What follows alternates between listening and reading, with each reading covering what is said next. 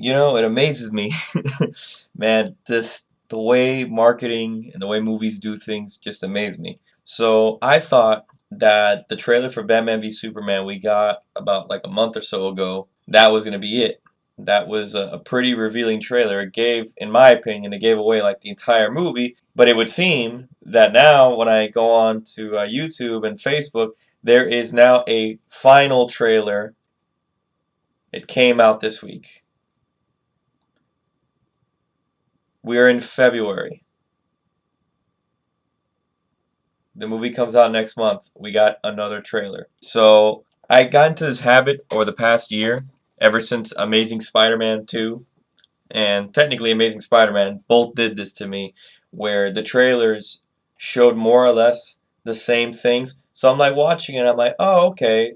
It's showing me a lot of these same like 4 or 5 scenes, but that's okay, 'cause I mean, it's like a 2 hour movie, so there's probably a lot of the movie that I'm missing, right? Well, what ended up happening was it spoiled the entire movie because everything that was decent about the movie was in the trailer, and the trailer literally gave away the ending scene of the movie. It made it look like the Rhino was in it when the Rhino wasn't in it. It did a lot of things wrong.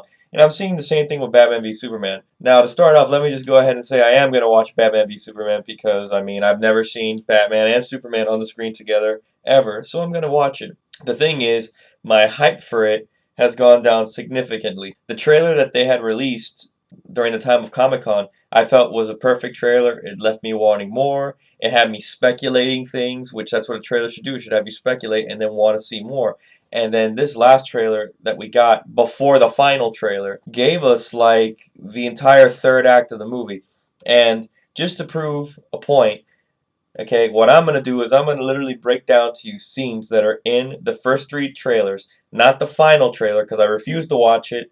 If I watch it by accident, great, but I'm going to try not to watch it. So these are just things that were in the first 3 trailers that we got for Batman v Superman. So we can gather that in the beginning of the movie somewhere it's going to get addressed that Bruce Wayne was in the ending of Man of Steel. That's the shot we get of, clearly a building getting destroyed when Clark and Zod were fighting each other and using their ray beam vision. And this seems to strike something in Bruce Wayne to come out of retirement. He basically begins training to get back to his status as Batman, and in the meantime, Alfred is kind of trying to be the voice of reason and tell him that he shouldn't be coming back for this reason, he should stay retired. Okay? At the same time, Clark is trying to deal with his own actions of Man of Steel, and he's talking to Ma Kent, and he basically decides he's going to try to save as many people as possible. This includes showing up to floods, stopping shuttles from killing the people when it explodes, when a rocket explodes on the launch pad, all that good stuff. And then he has to go to court. He has to go to court to answer for his mistakes in Man of Steel, which is a little bit similar to Iron Man 2. That was a great movie. So anyway, at some point now, Clark is kind of dealing with his bullshit, and now he's noticing, hey, there's this Batman vigilante coming out of nowhere. He starts trying to research it, and because he works at a newspaper, he starts looking into this Batman vigilante that apparently has been around for so long. There's a lot of articles about him, and he managed to retire and come back without Clark not knowing it until now. In the entire 33, 34 years Clark has lived on the planet Earth, he has never heard the story of the Batman, who apparently is in a city very close to Metropolis, and he's just never heard of it. It just didn't hear about it. Clark is digging into who Batman is. Batman is training, and he is worried about the Superman character. And lo and behold, they both end up at some kind of fundraiser event that's put together by Jesse Eisenberg. Yes, I'm going to call him Jesse Eisenberg because he's not Lex Luthor to me. He's Jesse Eisenberg again. Jesse Eisenberg gives off a really large tell. He has a very strong indication that he knows that Clark is Superman. He hits him on the chest and says, oh, wow, you don't want. He hits him on the chest and he shakes his hand. He's like, oh, you don't want to pick a fight with this guy. Like, that's not a normal thing people say to each other, this reporter guy. And Gal Gadot is at this same fundraiser, and, she meets with Bruce, and then she leaves the fundraiser after giving Bruce blue balls.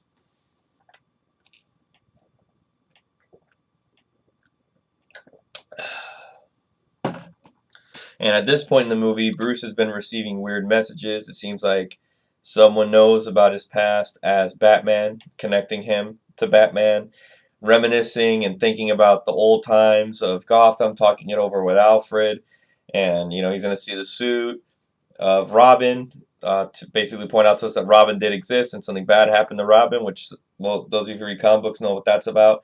And of course, we're going to get the flashback sequence of Bruce's parents getting killed, because one thing that that the last couple of movies have shown us is that people really don't understand Batman's motivation for being Batman. They don't understand his origin story and that his parents died. So at this point in the movie, there's going to be a few things happening.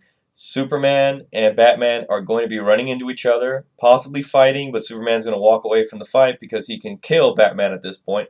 And Jesse Eisenberg is using his wealth and celebrity status to start getting shit he shouldn't get a hold of, like kryptonite, Zod's body, and it seems like he has some of the Kryptonian technology at his hands, and he's using that stuff. So Batman and Superman are going to fight again. This time Batman is going to be bringing his armored suit to fuck up Superman. It becomes kind of an even fight, but again, Superman's not trying to kill Bruce. He's, just going to be beating his ass. I don't think Kryptonite's going to be used in this fight. It's just a feeling, but that's just a speculation. Hey, look at that, a speculation. This next section, I don't know what happens first, but Jesse Eisenberg is going to be having control over Superman to where Superman is kneeling, and he's going to be releasing Doomsday, because he's going to use Zod's body in some of that Kryptonian thing that they found, and he's going to make Doomsday.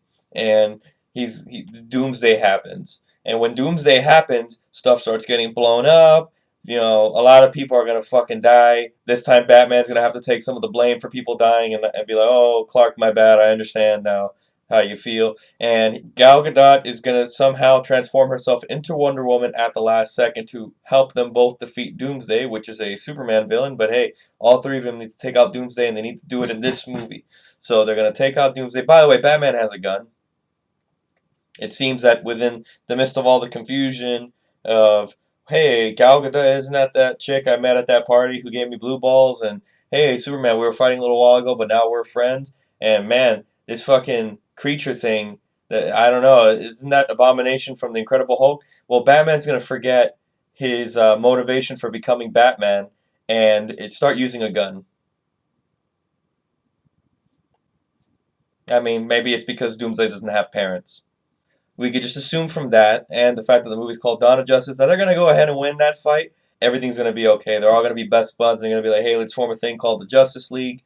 One other thing I haven't mentioned is somewhere in this movie, I just got a feeling there's going to be a nightmare sequence in which Batman has a nightmare about something, partially Superman having an army, and that Superman's going to figure out his identity, and that bad shit's going to happen. And a large indicator of why I think this is because if you look at the pop vinyls that are coming out for Batman v Superman, the exact costume that he has in that scene with all that bullshit, sand and shit, that outfit with the trench coat, that pop vinyl is called Nightmare Batman. Now, with everything I just told you that's from the trailers, why, oh why, would I watch another trailer? Why? Why would I do it? It seems that I'm pretty fucking informed of what I'm going to get into. Like I'm pretty informed. I know they're going to fight. I don't need to see more clips of the fight scene. There's a lot of clips of the fight scene in the trailers. There's going to be fire and shit. Like what else could we possibly want? So, yeah, if you guys want to see the last trailer, you've seen it already, alright, good for you, have fun, but I'm just hoping Warner Brothers and DC in the future give us a little bit more suspense with their trailers, because I was really, really let down when I saw that trailer, which I then found out is not even the final trailer, and I won't be watching the final trailer. And that's all I gotta say about that.